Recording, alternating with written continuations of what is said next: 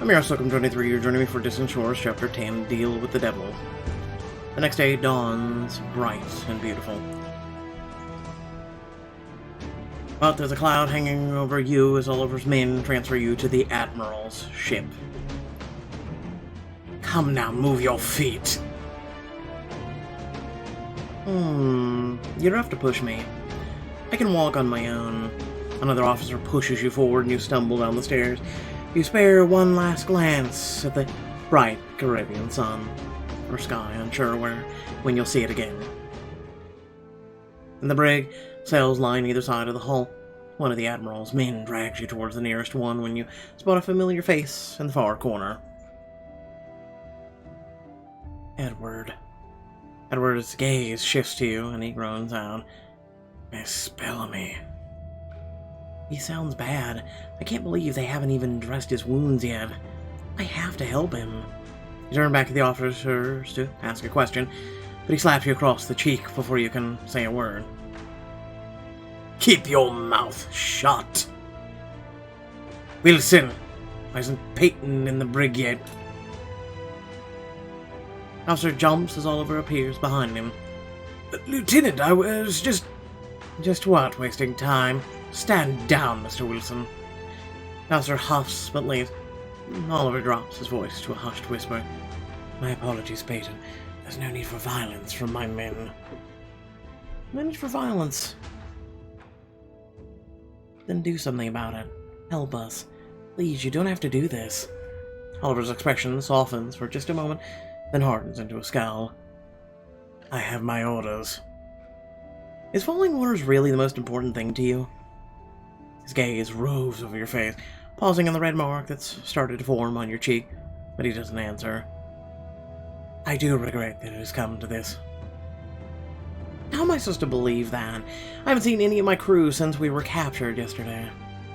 We don't make it a habit of allowing prisoners to consult with each other. Besides, your cook is still back on my ship. Admiral Cochrane is only interested in seeing you and Captain Mortimer. He only wants to see me and Edward. That can't be good. We need a plan, but there's no way we can talk quietly if we're in different cells. Maybe I can convince Oliver to put us together.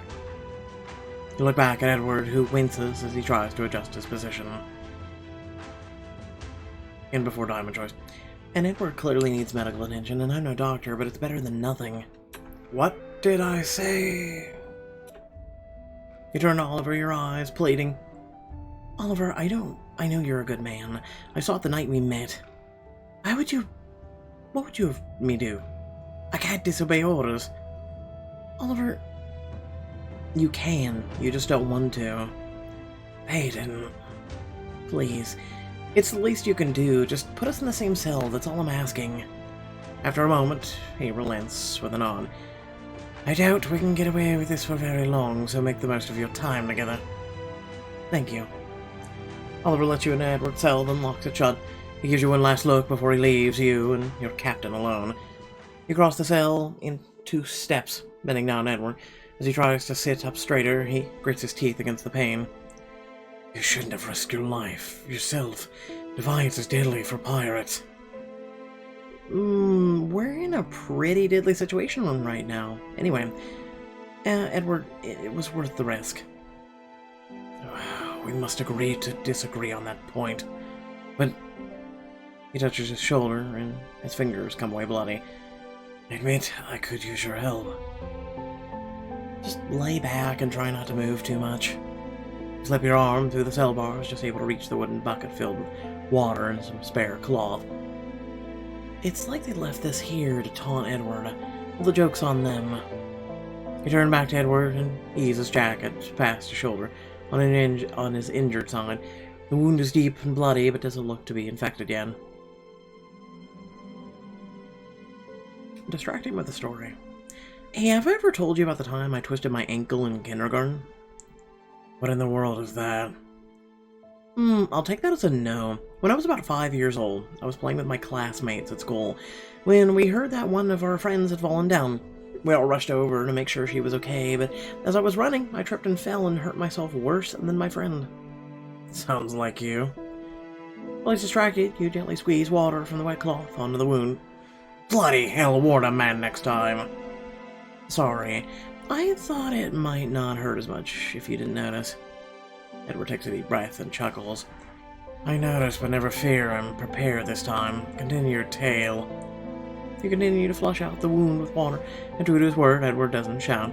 You hide the strips of relatively clean fabric. I don't have anything to stitch you up with, so I'll just have to bandage your shoulder tightly.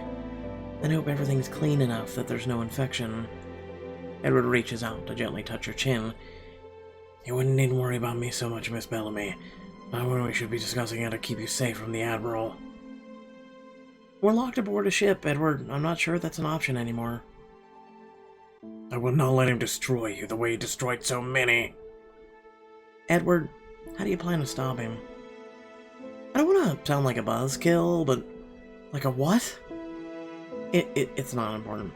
I just mean that we won't have a chance of stopping him without a solid plan of action.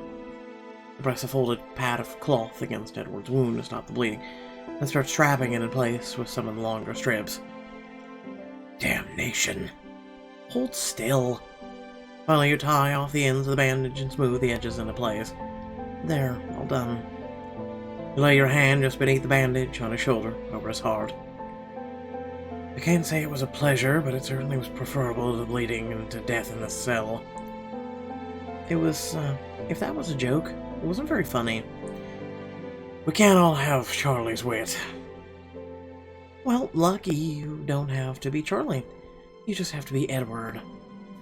He covers your hand with his own, his eyes intense as they meet yours. His voice is rough as he whispers.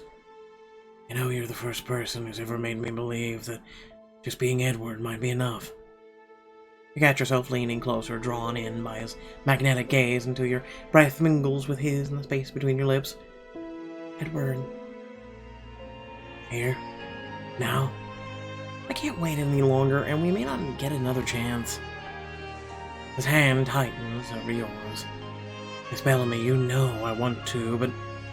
no more buts, no more excuses. If you want this as much as I do, I do. Then kiss me, damn it. You grip the fabric of the shirt, pulling him towards you. His lips crash into yours, and it's like the dam of emotion he's been holding back is finally broken. Edward. His fingers curl around the back of your neck, warm, strong, holding you against him. His kiss is hot and hungry. You can feel every movement and moment of his tormented longing as he deepens the kiss. Peyton. He grasps your hips and pulls you closer until you're straddling his lip. You shudder as he slides his hand up under your clothes to stroke your bare skin. He kisses a blazing trail from your lips up to your ear, whispering against your skin. For years I've been telling myself that what I want must wait. The vengeance must come first. It never felt like a hardship until I met you. But now... Now? Every moment of waiting has been pure agony. I am damn weary of it. He drags his lips back to yours again. Moan, and his tongue sweeps between your lips as his hands at your back urge you to rock against him. Oh God.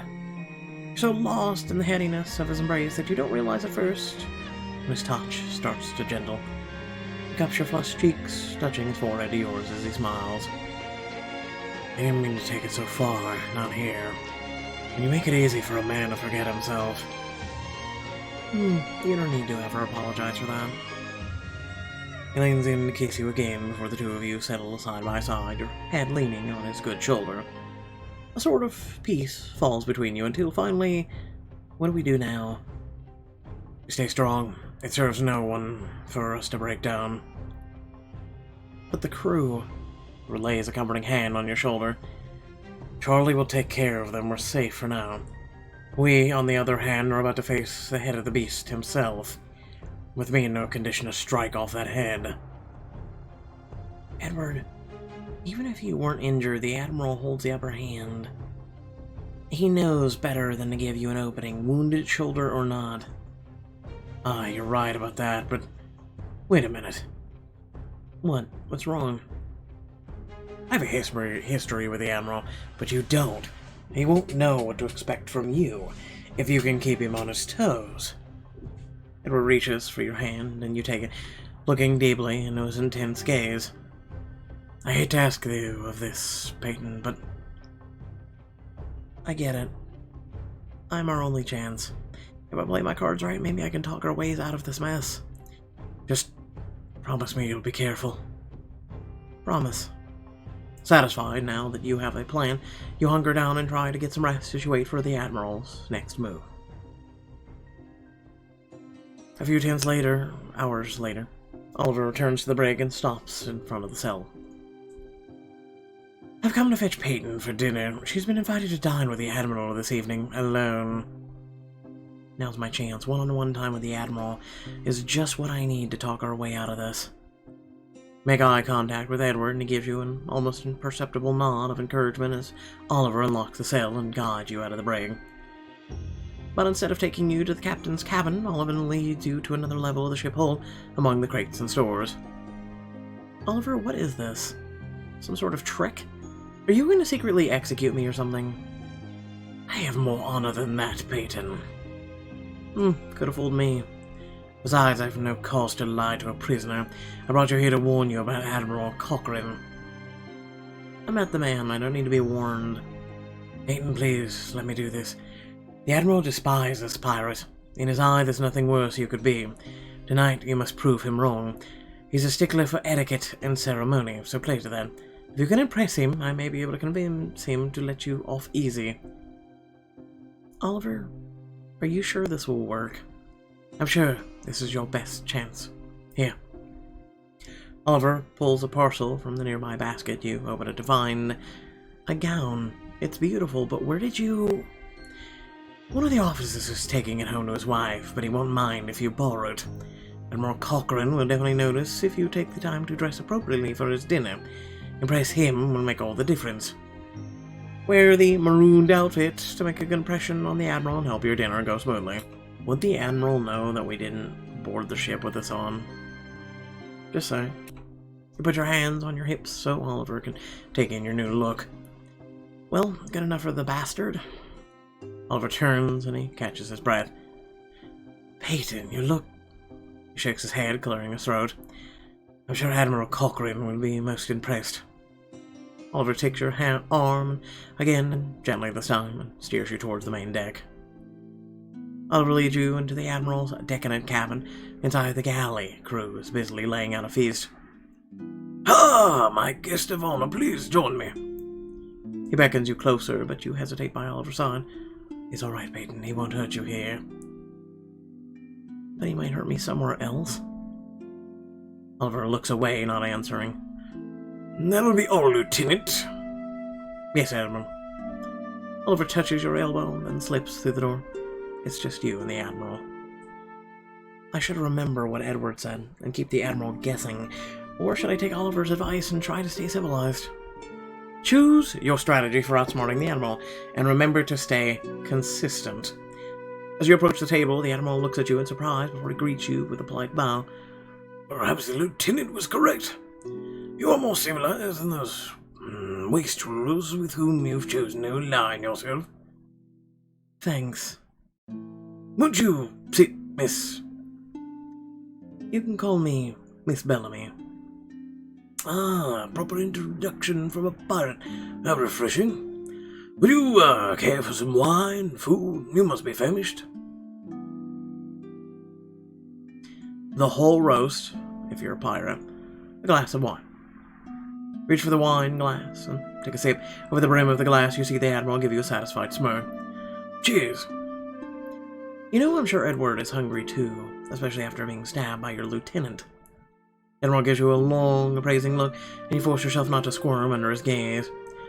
After seeing the two of you together, I'm not so sure he still is my lieutenant. Raise your chin defiantly, coolly meeting his gaze. I don't know what you mean. No matter. 'Tis a pity to see you so concerned for young Edward. He's shown you so little of the same regard, putting you in this precarious position. And what position is that exactly? Admiral Cochrane leans back in his seat, swirling the glass of wine in his hand. In spite of his apologetic tone, the coldness in his eyes chill you. You see, Miss Bellamy, Edward has taken something of mine. Something of little monetary value, but I am a sentimental man. I bet he's talking about the compass. Edward was right to hide it. And now I have no choice but to use you as leverage to get it back. You want to use me? Clever, but it'll never work. Edward cares more about doing what's right than any one person. You seem quite confident in your captain. I admire that, I really do. But I've known him a great deal longer than you, and I can tell you one thing with absolute confidence. Edward always does exactly what he pleases. And the damn consequences for anyone else. So hard as it is to believe now, Edward was once a respectable privateer. He brought glory to the crown, till his greed consumed him. You internally roll your eyes. This ought to be good. When His Majesty's rewards were no longer enough, Edward sought a new adventure and began killing for sport. What? He would... I was once as trusting as you, Miss Bellamy. I believed in him too, and he betrayed that trust, just like he will betray yours. Admiral, I don't have to trust Edward to pick him over you.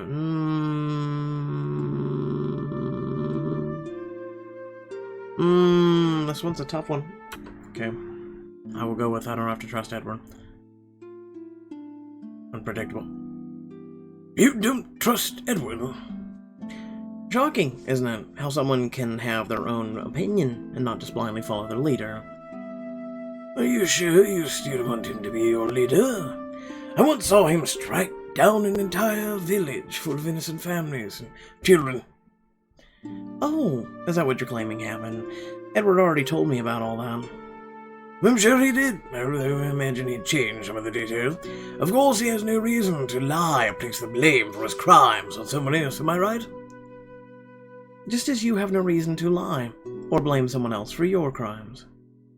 Fair point, fair point. But you must ask yourself, what possible motivation would I have for destroying a town full of His Majesty's subjects?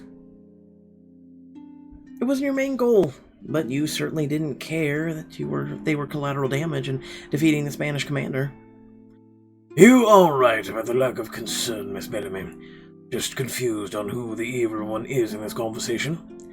This is precisely why I must do whatever is necessary to retrieve the gold compass from Edward's grasp. It's far too dangerous to leave in his position. Why? What do you think he'll do with it? The legends say the compass leads to the greatest treasure of old time, that whoever finds it will amass immense power and fortune, the likes of which have never been seen before. Oh, sweet Jesus, did Pixelberry writers finally watch One Piece? Admiral spreads his arms wide as if to gesture at the fortune before him, and knocks his fork off the table. Blast! As he stands to get a new one from the side table, you notice a piece of parchment sticking out from his plate, like he was trying to hide it. What is that? You serendipitously sneak a look. Pursue at your own risk, for many have searched for the private Queen Magdalena's treasure, but none have ever returned. They've been lost to space and time as if they never existed at all. What witchcraft is at work to swallow hordes of pirates like that? The streets of Golden City must be lined with the corpses of lesser men. It is believed that the pirate... it's amazing we get time to read all this. That the pirate queen left her riches behind as sacrifices to appease the gods after a mysterious artifact wrenched her partner away from her. But that is my belief that... Damned help can be bothered to do their job. You snap back to attention as the Admiral returns to the table, muttering to himself. Where was I, Miss Bellamy? The legendary treasure. Ah, yes. If such power were to fall in the wrong hands, it'd be the end of the world as we know it. I cannot stand by and let Edward find it. So tell me, Miss Bellamy, where's the compass? Where is it? Why the hell would I tell you? Help me in petulant girl.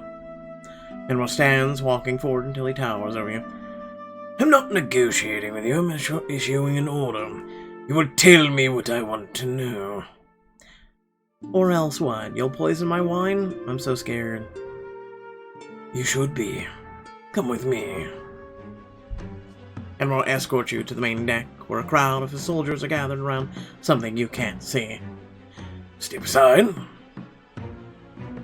At the Admiral's command, the soldiers part to reveal.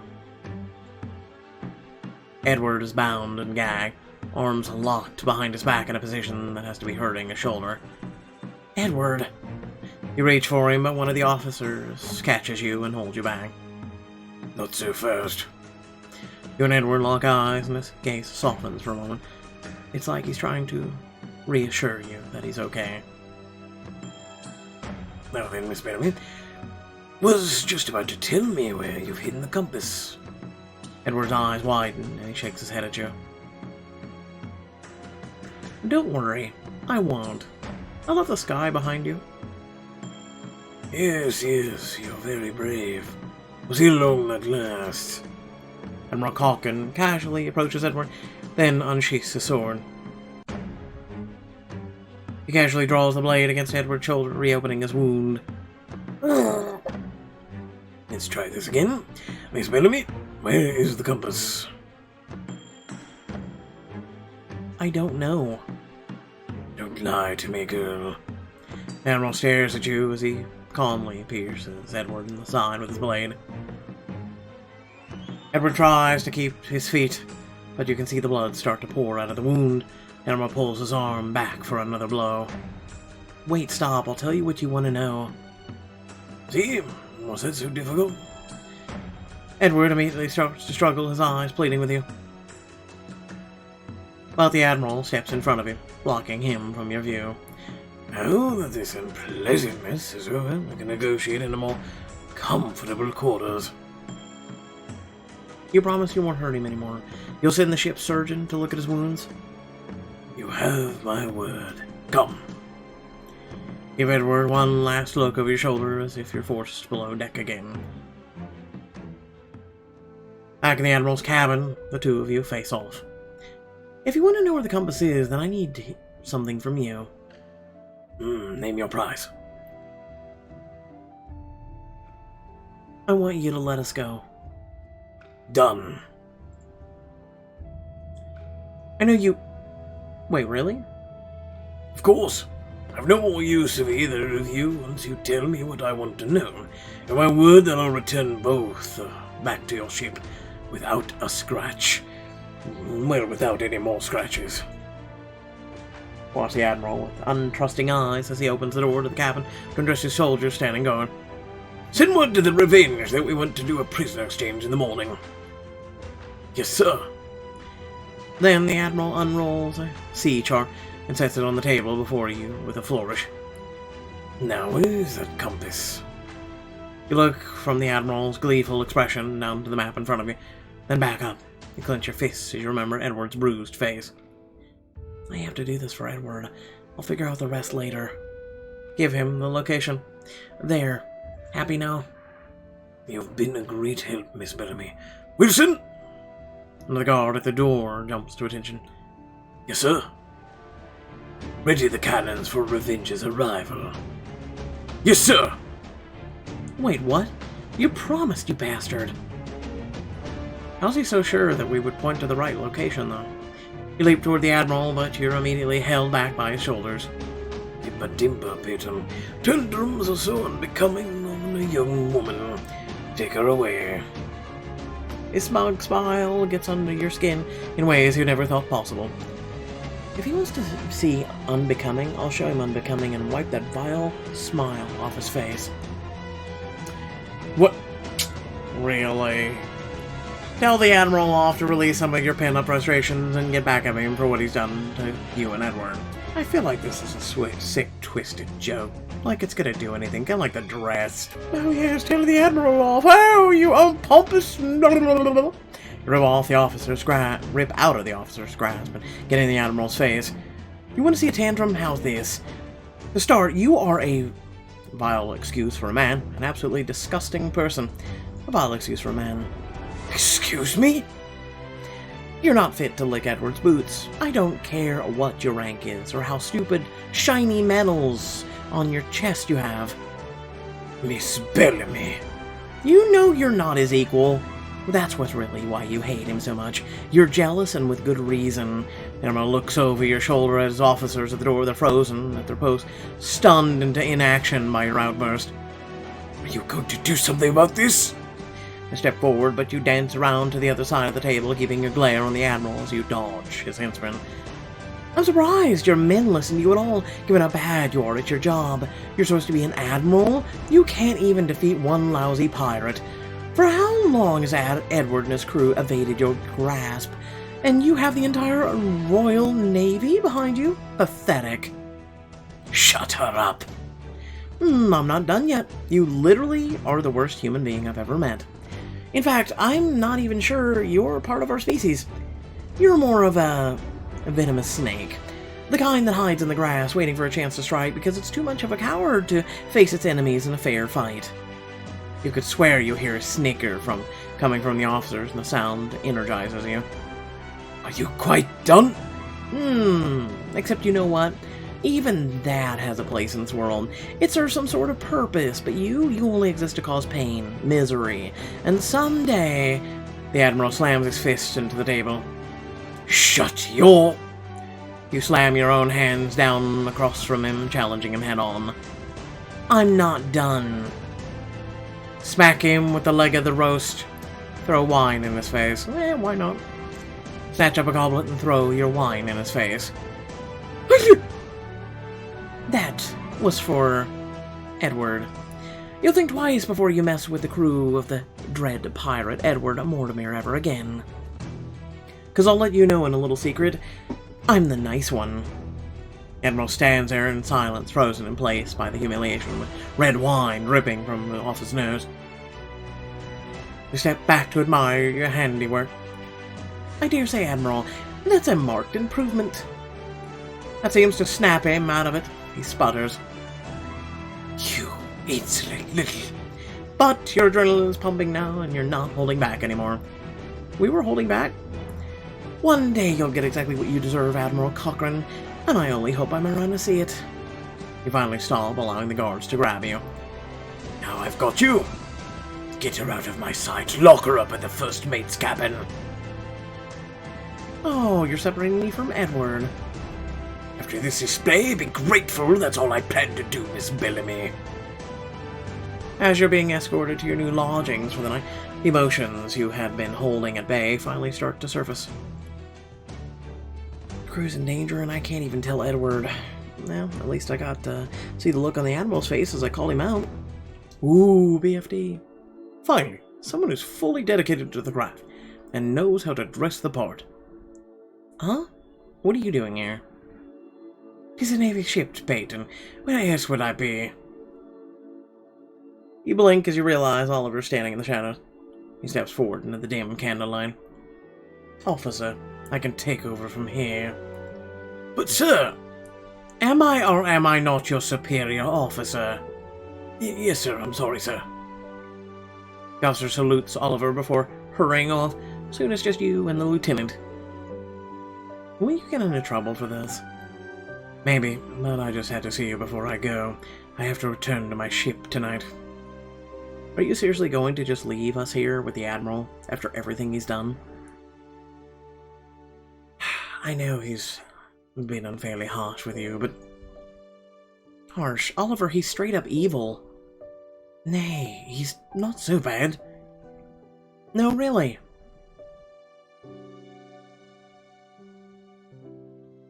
He threatened me by beating up Edward. It was only a way he could make me talk. That's unfortunate, and I'm sure must have been a painful thing to witness, but, Peyton, it's how things are done sometimes. My father can be difficult, but no more so than any other man in a position of authority. Hey, look, I was right. It's his dad. Your blood runs ice cold as his words sink in. Your father. It makes perfect sense. It was an act. It was all an act.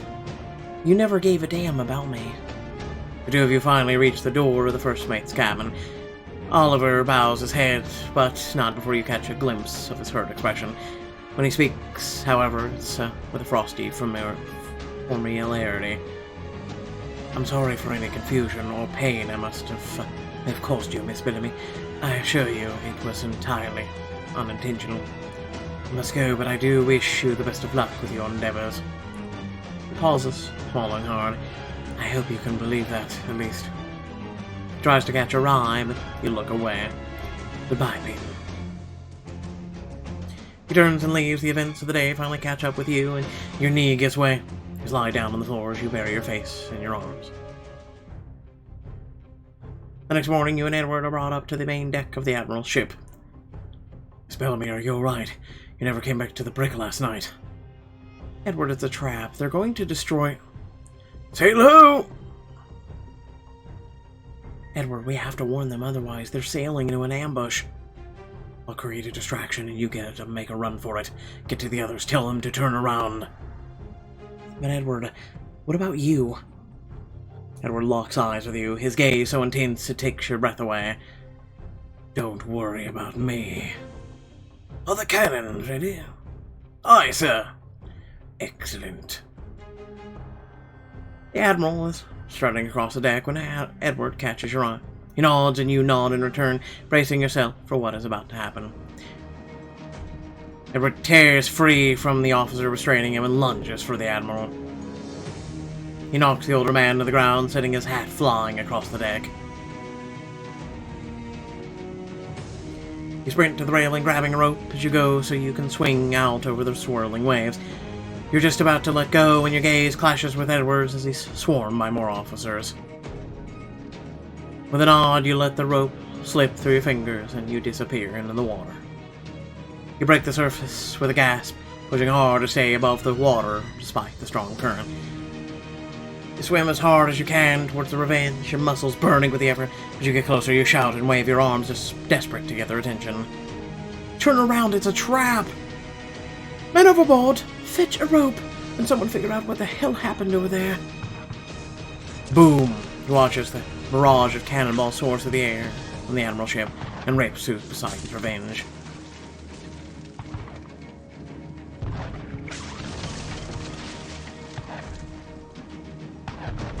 What?